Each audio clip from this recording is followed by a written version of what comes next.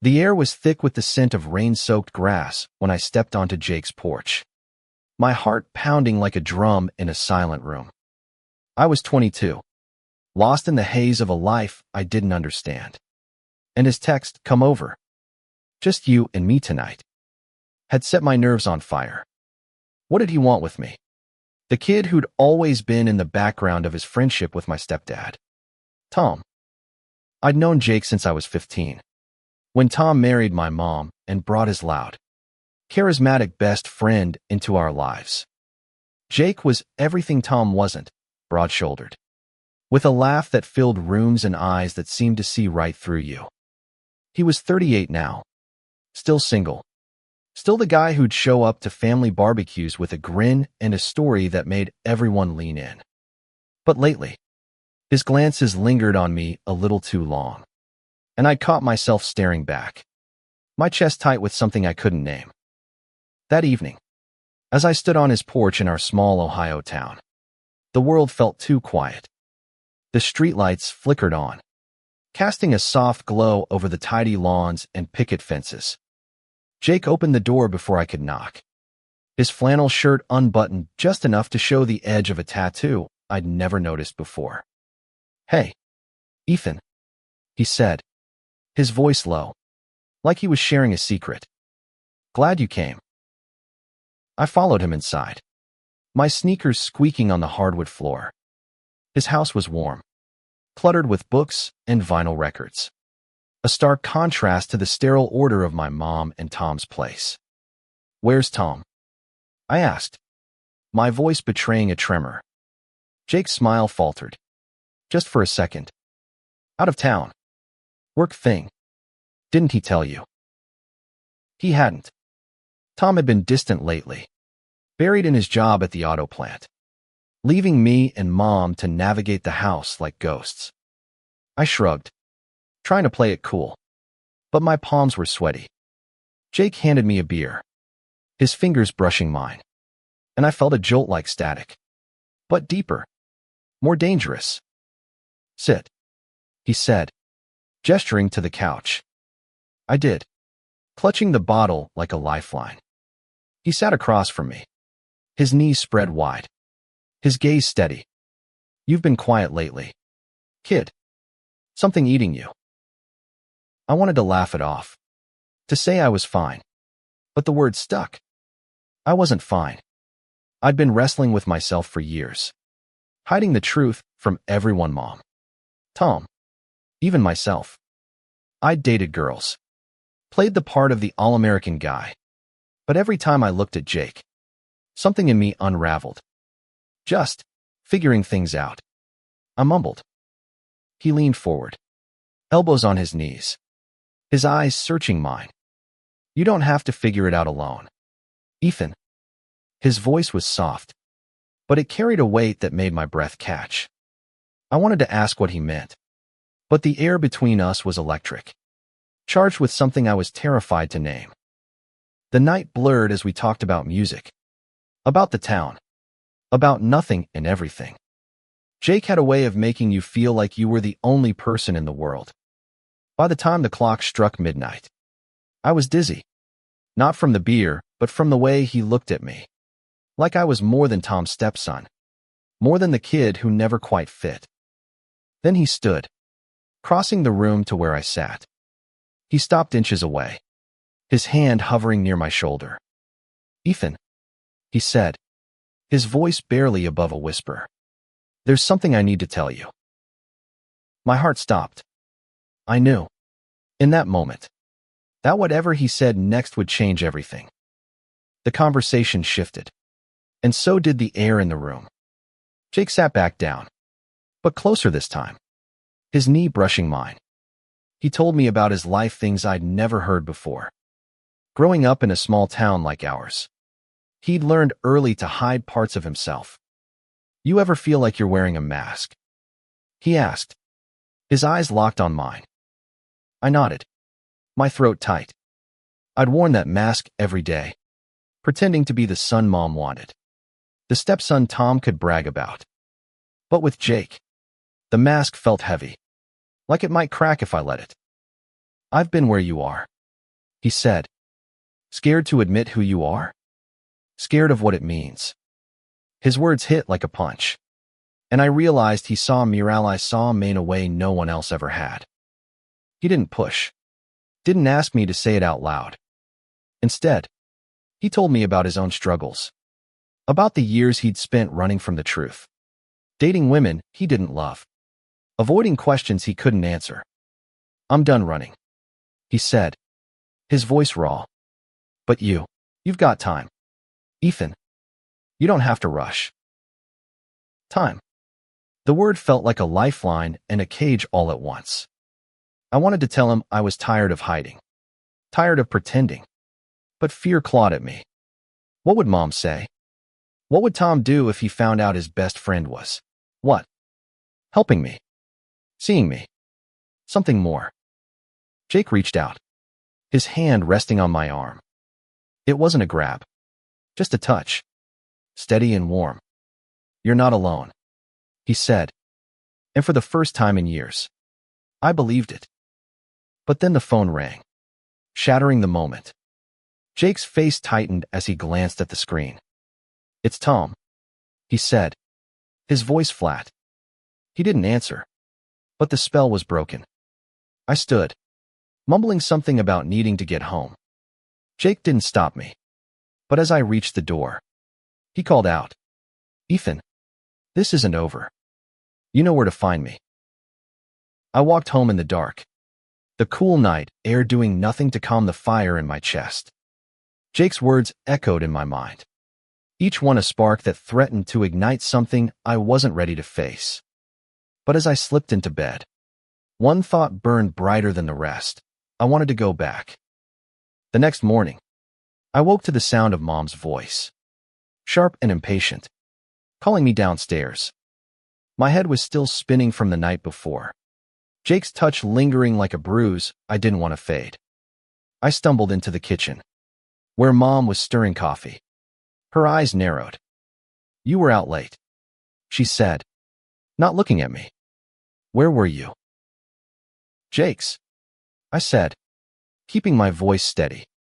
Her spoon froze mid-stir, and for a moment, I thought she'd press me. But she just nodded, muttering something about Tom being back tonight.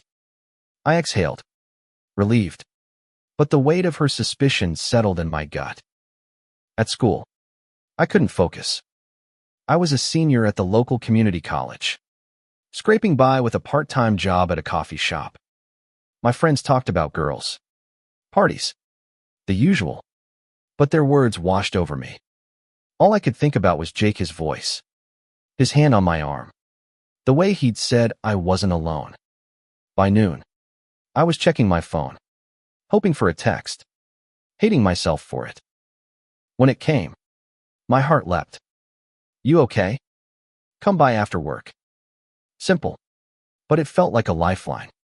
I spent my shift at the coffee shop distracted, spilling espresso and miscounting change. My coworker, Sarah, noticed. You look like you're somewhere else. Ethan, she said, her tone teasing but kind. I forced a smile, but my mind was already at Jake's house. That evening, I found myself back on his porch, the same nervous energy coursing through me. He opened the door, this time in a plain white t-shirt that hugged his frame, his hair slightly damp from a shower. You're early, he said, a grin tugging at his lips. Didn't want to keep you waiting. I shot back, surprising myself with the boldness. He laughed, stepping aside to let me in. The house smelled like cedar and something faintly sweet, like he'd been baking. You hungry? He asked, leading me to the kitchen. We ate pizza, sitting at his small table, the silence between us comfortable but charged. He asked about school, about my plans, and for once, I didn't feel judged. I told him about wanting to leave Ohio, to find a place where I could be myself, whoever that was. He listened, really listened, his eyes never leaving mine. You're braver than you think, he said, leaning back in his chair. Takes guts to even think about leaving a place like this. I snorted. Brave. I'm terrified. He reached across the table, his fingers grazing mine. Fear's not the opposite of bravery. Ethan. It's part of it. The moment stretched, heavy with possibility. I wanted to lean into it, to let the walls I'd built crumble. But then I heard the crunch of tires on gravel outside. Jake's face darkened as he stood, peering out the window. Tom's here, he said, his voice tight. Panic surged through me. Tom wasn't supposed to be back yet. Jake moved to the door, and I followed, my heart racing. Tom stepped out of his truck, his face unreadable in the dim light. Ethan, he called, spotting me. What are you doing here? Just hanging out, I said, my voice cracking. Tom's eyes flicked between me and Jake, something hard settling in his expression. Jake, we need to talk, he said, brushing past me. Jake nodded, but as he followed Tom inside, he glanced back at me, his eyes saying what his voice couldn't. Stay? I didn't. I mumbled an excuse and bolted, the night air cold against my flushed skin. As I walked home, Tom's suspicious gaze and Jake's unspoken plea tangled in my mind. I knew I was standing on the edge of something, and one wrong step could send me falling. The next few days were a blur of avoidance. I dodged Mom's questions, skipped classes, and worked extra shifts to stay out of the house. But Jake's texts kept coming, each one a tether pulling me back to him. You don't have to run, Ethan. I'm here. I read them over and over, my thumb hovering over the reply button. But fear stopped me every time. Tom was different now, too. He watched me at dinner, his silence heavier than usual. Mom noticed, her brow furrowing as she tried to keep the conversation light. You two okay? She asked one night, her voice tight. Tom just grunted, and I pushed food around my plate, my stomach churning. I couldn't avoid Jake forever. On Friday, he showed up at the coffee shop, his presence filling the small space like a storm. Sarah raised an eyebrow, but I ignored her, wiping my hands on my apron as I approached him. What are you doing here? I whispered, glancing around. Needed to see you, he said, his voice low but firm. Tom's been asking questions. I didn't tell him anything, but we need to talk. My shift wasn't over for another hour, but Jake waited, sitting in a corner booth with a black coffee, his eyes tracking me. When I finally clocked out, we walked to his truck, the night air thick with the promise of rain. Tom thinks something's going on, Jake said once we were inside, his hands gripping the steering wheel. He's not wrong, is he? I froze, my heart pounding. I don't know what you mean. I lied, my voice barely audible. Jake turned to me, his eyes intense. Ethan, I'm not stupid. And neither are you. What's happening between yous, it's real. But it's dangerous, too. I wanted to deny it, to laugh it off. But the truth was clawing its way out. I'm scared, I admitted, my voice breaking. I don't even know what I am. Jake. And Tom, he'll kill me. Jake's hand found mine, his grip steady. He won't. And you don't have to have it all figured out. But you can't keep running from it. We sat there, the truck's engine ticking as it cooled, the world outside fading away. For the first time, I let myself feel a pull toward him, the ache that had been growing since the first time he looked at me like I mattered. But then my phone buzzed. It was Mom.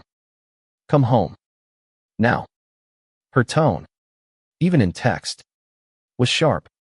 I showed Jake, and his jaw tightened. Go, he said.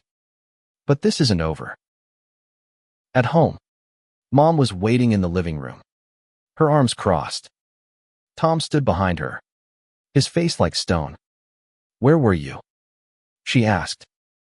"With Jake," I said, my voice shaking. Tom's eyes narrowed, and I knew he'd seen us in the truck. "We're not done talking about this," he said, his voice low and dangerous. I nodded, my heart sinking, and retreated to my room, the weight of their stares burning into my back. The next week was torture. Tom's suspicion hung over the house like a storm cloud, and Mom's questions grew sharper. I stopped going to Jake's, but his texts kept me tethered to him, each one a reminder of what I was trying to ignore. "I miss you. Talk to me." I didn't reply, but I couldn't delete them either. At school, I threw myself into studying, trying to drown out the noise in my head. But Jake was everywhere in the songs on my playlist, in the way the light hit the trees, in the quiet moments when I couldn't escape myself. I was falling for him, and it terrified me. One night, I couldn't take it anymore. I drove to Jake's, my hands shaking on the wheel. He opened the door before I could knock, like he'd been waiting. "You okay?" he asked, pulling me inside. "No," I said, my voice raw. "I'm not." He led me to the couch, his hand on my back, steady and warm. I told him everything about the fear, the confusion, the way Tom's suspicion was suffocating me. Jake listened, his eyes never leaving mine. When I finished, he leaned closer, his voice soft. "You're allowed to feel this, Ethan. You're allowed to want this." I wanted to believe him, but the weight of the world, Mom, Tom, the town was crushing me. "What if they find out?" I whispered. "What if they hate me?" "They might," he said, honest but gentle. "But you can't live for them. You have to live for you." His words broke something in me. I leaned forward, and before I could stop myself, I kissed him. It was tentative, clumsy, but it felt like coming home. Jake froze for a moment, then kissed me back, his hands cupping my face, his touch both gentle and desperate. When we pulled apart, my heart was racing, but for the first time, I wasn't afraid. "I don't know what this means," I said, my voice trembling. "It means you're figuring it out," Jake said, his thumb brushing my cheek. "And I'm here for it." But the moment didn't last. Headlights flashed through the window, and we sprang apart. Tom's truck was in the driveway. Jake swore under his breath, and I scrambled to my feet, panic flooding me. "Hide," Jake whispered, but it was too late. The door swung open, and Tom stood there, his face a mask of rage. "What the hell is going on?" he roared, his eyes locked on me. Tom's voice echoed in the small house, each word a hammer against my chest. Jake stepped in front of me, his shoulders squared, but I could see the tension in his jaw. "Tom, calm down," he said, his voice steady but strained. "It's not what you think." "Not what I think," Tom snapped, his eyes blazing as he looked from Jake to me. "I'm not blind. Jake, I saw you too." My stomach dropped. I wanted to run, to disappear, but my feet were rooted to the floor. Jake held up a hand, his voice calm but firm. "Ethan's going through something. I'm helping him. That's all." Tom laughed, a harsh, bitter sound. "Helping him? By sneaking around behind my back. He's my stepson. Jake, you don't get to do this." I opened my mouth to speak, to explain, but nothing came out. The truth was there, burning in my throat, but saying it out loud felt like stepping off a cliff. Jake glanced at me, his eyes pleading for me to stay quiet. But Tom wasn't done. "You're confused, Ethan," he said, turning to me. "You're young. You don't know what you're doing." "But him." He jabbed a finger at Jake. "He should know better." "Tom, Stop, Jake said, his voice sharp now. You don't get to decide what Ethan feels. The room went silent, the air thick with tension. Tom's face twisted, a mix of anger and betrayal. You're my best friend, he said, his voice breaking. How could you do this? Jake didn't flinch. Because he deserves to be seen. And you're too busy judging to notice. Tom stared at us, his fists clenched, then stormed out, slamming the door so hard the walls shook. I sank onto the couch, my hands trembling. Jake knelt in front of me, his eyes searching mine. You okay? No, I whispered. What do we do now? We face it, he said, his voice steady. Together. But facing it meant confronting Mom, too. The next morning, she was waiting for me in the kitchen, her eyes red from crying. Tom had told her everything or his version of it. Is it true? She asked, her voice barely above a whisper. Are you with Jake? I wanted to lie, to make it easier. But Jake's words echoed in my mind. You can't live for them.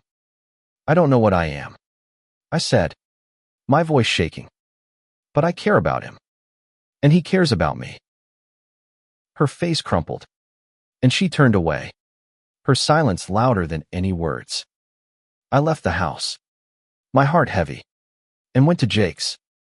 He was waiting, his arms open, and for the first time, I let myself fall into them. The days that followed were a storm. Mom barely spoke to me, and Tom avoided me entirely, his anger a wall I couldn't breach. I stayed at Jake's most nights, sleeping on his couch, the space between us a careful balance of comfort and caution. We hadn't kissed again, but the air was charged, every glance a reminder of what we'd started. Jake was patient, giving me space to process, but he was struggling, too. Tom's like family, he told me one night, his voice heavy. Losing him, it hurts. I nodded, guilt gnawing at me. I'd torn their friendship apart, and the weight of it was crushing. But Jake's presence, his quiet strength, kept me grounded. We talked for hours, about his past, my fears, the future neither of us could see clearly. One evening, Sarah from the coffee shop cornered me at work. You're different, she said, her eyes narrowing. What's going on with you and that guy? The one who keeps showing up. I froze, my heart racing. He's just a friend. I lied, but her knowing look told me she wasn't buying it. Be careful, Ethan, she said. This town, it's not kind to people who don't fit in. Her words haunted me, a reminder of the world outside Jake's house. I wanted to be brave, to live for myself, but the fear of being seen off, being judged was paralyzing. Then Mom called. Her voice was shaky, but firm. We need to talk. All of us. Tonight. Jake drove us to the house, his hand on my knee the whole way, a silent promise that we'd face this together. When we walked in, Mom and Tom were at the dining table, their faces tense. Tom wouldn't look at Jake, but Mom's eyes were locked on me, searching for answers I wasn't sure I had. Ethan, she said, her voice trembling. I don't understand this, but I'm trying. I need to know you're okay. I'm trying to be, I said, my voice barely audible, but I need you to let me figure it out. Tom's jaw tightened, but he stayed silent. Jake spoke up, his voice steady. He's not alone in this. I'm here for him, whether you like it or not. The room was quiet, the tension thick enough to choke on. Then Mom nodded, a small gesture, but it felt like a crack in the wall between us. The conversation with Mom and Tom didn't fix everything, but it was a start. Mom started texting me. Small things at first, made your favorite lasagna. Come home. and I could feel her trying to bridge the gap. Tom was harder, his silence a constant reminder of the rift I'd caused. Jake and I grew closer, our connection deepening with every late-night talk, every stolen touch. But we were careful, keeping our distance in public, aware of the town's watchful eyes. I started to understand what Jake meant about wearing a mask, and I hated how heavy it felt. One night, we went to a diner on the edge of town, a place where no one knew us. We sat in a corner booth, our knees touching under the table, and for a few hours, we were just two people falling for each other. Jake told me about his dreams of leaving Ohio, of finding a place where he could be himself. "Come with me," he said, half joking, but his eyes were serious. I laughed, but the idea took root. Leaving meant freedom, but it also meant leaving Mom, my friends, the life I'd known. Could I do it? Could I be that brave? The answer came a week later, when Tom showed up at Jake's. I was there, helping Jake fix a leaky faucet. When Tom knocked, his face was softer than I'd seen in weeks, but his eyes were still guarded. "Can we talk?" he asked, looking at Jake. I stepped outside, giving them space, but I could hear their voices through the open window. Tom's was low, pained. "You should have told me," he said. "I could have handled it." "I didn't know how," Jake replied. "I didn't want to lose you." They talked for a long time, and when Tom left, he nodded at me, a small gesture that felt like a truce. Jake came outside, his eyes red but hopeful. "He's trying," he said. "That's something." It was, and it gave me the courage to take the next step. I went home that night and told Mom I was gay. The words felt like a weight lifting, even as her eyes filled with tears. She hugged me, her grip tight, and whispered, "I just want you to be happy." Months passed, and the world didn't end. Mom and I grew closer, her acceptance a quiet strength I leaned into. Tom was slower to come around, but he started inviting Jake over again, their friendship mending in small, careful steps. The town still whispered, but I learned to tune it out.